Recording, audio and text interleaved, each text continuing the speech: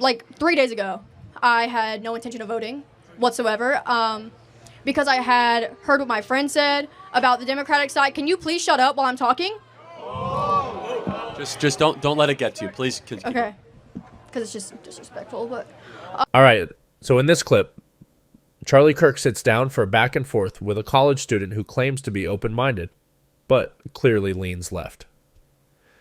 Charlie Kirk keeps asking simple, honest questions while the student fumbles, gets defensive, and eventually snaps. From crime stats to tax policies, war, and the economy, Charlie Kirk takes every point and flips it on its head. Charlie Kirk doesn't shout or panic. Charlie Kirk just calmly exposes how weak the students' points are. And by the end, Charlie Kirk's crowd is cheering and the students just trying to hold on. Let's immediately jump in and hear what she has to say to Charlie Kirk. Hello. hello.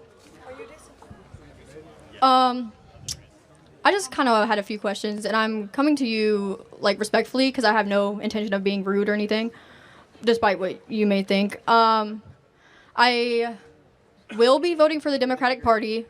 Hold your boos. Hold your boos. I was You kind of invited them, honestly. Yeah, probably. Just get them out, guys. Get it out. Yeah, but it's okay. I don't really care. All right, now enough. Stop it. Yeah, no, but I don't really care. Because honestly, I feel like Nice guy. the only way to unite the country is to unite the parties. Even though you disagree on some things, you're not gonna get anything better unless you come together. So I kind of don't understand why y'all turn against each other. But that's not the point I'm trying to make. I have multiple things. Because like 3 days ago, I had no intention of voting whatsoever. Because I had heard what my friend said about the Democratic side. Can you please shut up while I'm talking? Just don't let it get to you, please. Okay, because it's just disrespectful. But so I had people telling me about the Democratic Party, like different stuff. They were like, "This is good because of this," and then I had my family. They're like, "Well, Trump's good because of this." So then I just started researching, literally 3 days ago, and I fell down this whole like rabbit hole of so much stuff. That's why I will be voting for the Democratic Can Party. I ask you, and it's not your question, what did you find persuasive enough to convince you to vote for Democrats? Well, so you talked about Trump creating safe cities, safe streets, just a safe country, but you know about his rally where he said that he wants 1 full day of police retaliation to eradicate crime. You know about that? Are you familiar with the Night of Broken Glass? Kristallnacht? World War II? Are you familiar with that? Well, I'm intimately familiar. I'm trying to understand the connection. Are we doing the Nazi thing again, or like are we, like? There's honestly. So crime was lower under Trump than under Kamala and Joe Biden. So I'm not like much lower. Violent crime was substantially and sizably lower in every major metro area and every major state. Okay, I'll give you that one, because. Like I said, I just started researching like 3 days ago. For sure. I'm not like everybody else here where That's I've just been plotting this all. But tell me what, you know. it's not your question. I just want to know as someone who does this for a living, because then I can get better. What did you find that you're like, now I'm voting for the Democrat Party? What made that click? Okay, so the thing with me was my mom kept telling me, oh, go look at the websites. You have to look at the political party websites. So I'm like, okay, fine. Like, I'll look at those too. And so I did, even though those are the most biased sources you're going to get because they're, you know. I was looking under economy because that's everyone's main argument about Trump. They're like, oh, well, I don't like him, but I like his policies. So I wanted to look at his policies. So then I did, and they were a little too strangely similar to the ones I was looking at the Democratic Party. So I'm like, how am I supposed to know which one to believe? Like you're saying. Good question. It's a great question. So which one did it better for 4 years? Kamala and Joe or Trump? Are we not under Trump's tax policy right now? Till 2025? Well, first of all, tax policy is a small part of economic policy. I mean, Joe Biden. We're going to go into $2 trillion in debt by 2028 because of his tax policy. That's actually not true. It actually is true. No, actually, so what the tax cut actually did is spur economic growth. And what you're talking about is not annualized deficits. You're talking about cumulative debt over 7 to 8 years. But you know what the tax cuts did? It actually cut your taxes. It was the largest middle class tax cut in American history.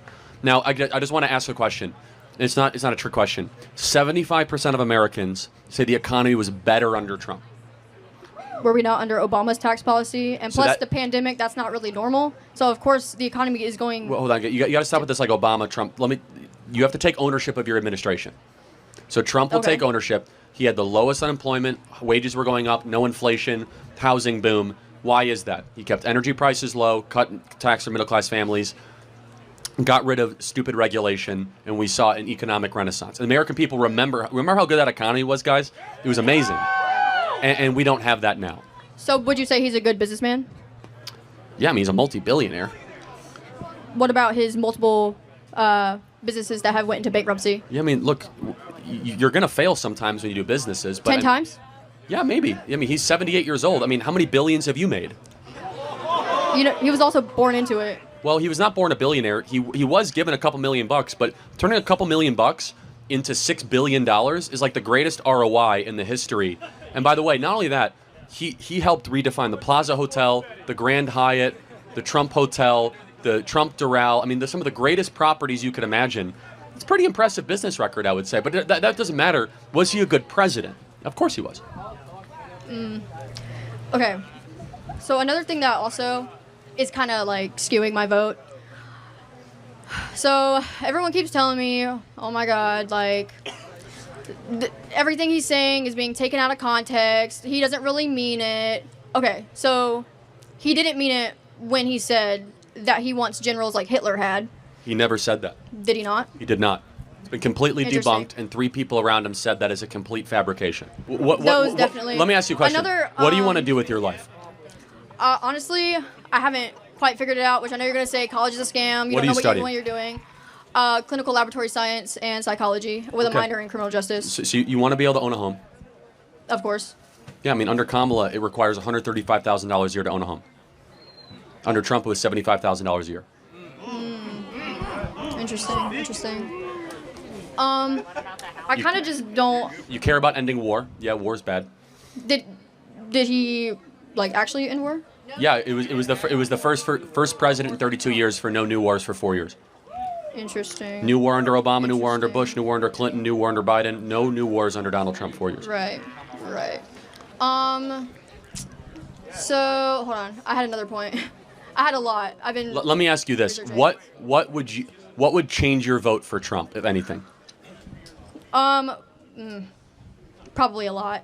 It would probably take a lot, because I mean the fact that he hasn't won the popular vote both terms that he ran, it's. You know what You know that's what I like mean? saying? That's like saying, well, I know the Chiefs won the Super Bowl. I totally get that. But did you guys know that the Ravens, they got more yards? It's a completely irrelevant criteria. You run to win the electoral vote. It's like, no, but we kicked more field goals. Yeah, but did you have more points? So, I mean, yeah, this might have been the best line of the whole debate. The student brings up the popular vote thing, and Charlie Kirk just destroys it with that football analogy. Charlie Kirk explains that it's about points, not yardage. Charlie Kirk turns a complicated argument into something even a kid could get. That's what makes Charlie Kirk such a powerful debater. Charlie Kirk knows how to keep it simple and smart. So the Electoral College is the ultimate tally of points, not how many yards you get. Right. Which, I mean, I'm still trying to follow up on all that. For sure, I mean, get that. Yeah. 'cause What's, I your, mean, I took what's your name? Michaela. Michaela, I want to get to the next question. I want you to think about what we said. Try to follow some of our accounts. If not, that's fine. There's a lot of propaganda out there. Try to bring down the noise. And I will say this. Donald Trump has people around him, 2 former Democrats that ran for the presidency, Bobby Kennedy and Tulsi Gabbard. Do you know who those people are? If not, that's okay. No. You should do research. They're former Democrats that ran for the presidency, and they're behind Trump because Trump is a ticket that's unifying the country and will make the country great again. What about the 13 different people that worked alongside of him, including his vice president? Yeah, the people he in turn? fired. I think it's awesome. That No, they're- they are not with him. No, I think it's awesome they're against him. That's what I'm saying. No, So it's you know like, why they're against him? Because he's a threat to the system they represent. Because we're actually going to have a voice against the warmongers and the neocons and the corporate interests.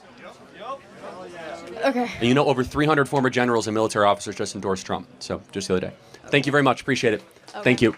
Charlie Kirk proves once again why Charlie Kirk is one of the most effective conservative voices out there. Charlie Kirk doesn't insult or shout. Charlie Kirk just calmly asks real questions and makes solid points. And even though the student tried hard to stand her ground, Charlie Kirk exposed the weakness in every argument.